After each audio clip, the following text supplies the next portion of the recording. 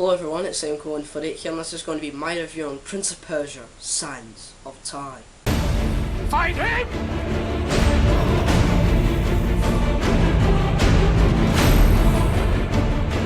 The High Temple. It's guarded by some sort of demon.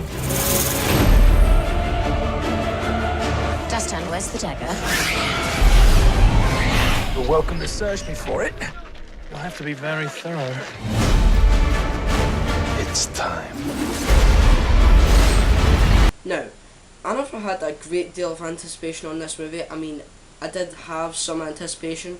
All I'm saying that I just thought it was going to be a big summer film. Of course, which it was. And of course, Jerry Bruckheimer were the producers of Pirates of the Caribbean.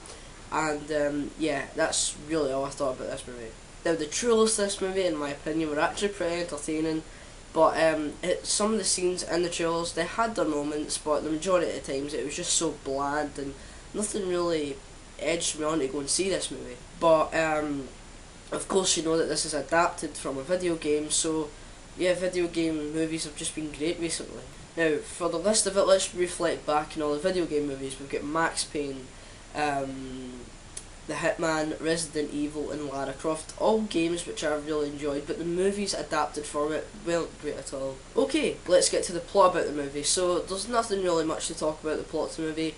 Basically it's about Dastan, played by Jake Gyllenhaal, aka known as Prince of Persia, who lives in the streets as an orphan, and after being found by the King of Persia, who's played by, I can't remember his name but I'll come back to that, yeah, he basically gets brought in by the King of Persia and basically gets trained to be an almighty warrior and of course become the Prince of Persia. And after just like one kind of random fight between the good and the bad, Dastan, played by Jake Gyllenhaal, comes across this dagger, which he finds just going to be a normal dagger, but of course this isn't any ordinary dagger, it's a dagger which turns back time. Now, that's the basic plot of the movie, but I will say this, that throughout the movie they'll try to return the dagger to its sacred place, and yeah, you know what's going to happen, they get all into sorts of shenanigans and such, but yeah, this plot's just all over the place, and that's one of the faulty reasons why this movie wasn't great. The good things about this movie, I'm going to say the good things about this movie. The first thing to point out, probably the main reason why this point is going to be a good one, it never get boring, seriously, it actually never get boring. There was just, everything was just happening.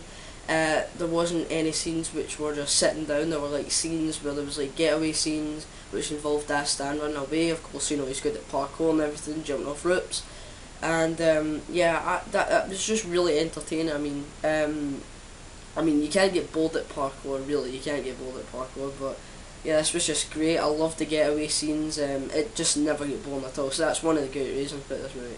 Another good thing about this movie, the cinematography, it was beautiful. I'm serious, guys. Cinematography in this movie, absolutely brilliant. He picked the right spots, the director picked the right spots to film this movie, and you could actually see the sands and the sandstorms. It was actually so beautiful. The scenery was great. You could actually see a whole midst of the Persian area, and it was just beautiful. So cinematography was great. The getaway scenes, like I just mentioned there were just so many of them. There was like involved with Dastan. He get falsely accused of murdering someone. I won't tell you who, but there's like loads of scenes where he's getting chased after it, and it's just really entertaining. And the crowd when I was at the cinema were like, yeah, it's really entertaining. And possibly my other main reason, or my other reason why this is a good point, was of course the acting. I thought the acting in this movie was pretty decent. Jake Gyllenhaal, he was actually pretty good in this movie. I didn't like Gemma Arterton, who played Tamina. I didn't really like her. She was just kind of like cheesy, and she just really wasn't committing herself to the whole movie. But still, I thought the acting was pretty awesome. Bad things. Now, there's pretty much a lot of the bad things here. I will mention this, that this movie doesn't drag at all. Seriously, it doesn't drag. No scenes drag. But I will say that most of the scenes in this movie are just like so overused, and they're not underused, but they're just so overused. Of course, talking about there's loads of slow motion in this movie. Like, I mean, really, lots of slow motion. Like, there's scenes which there doesn't have to be slow motion. It's like scenes where he jumps off roofs and from the getaways, from the rooftops. There's just lots of slow motion which just doesn't make any sense. They use it at the wrong point.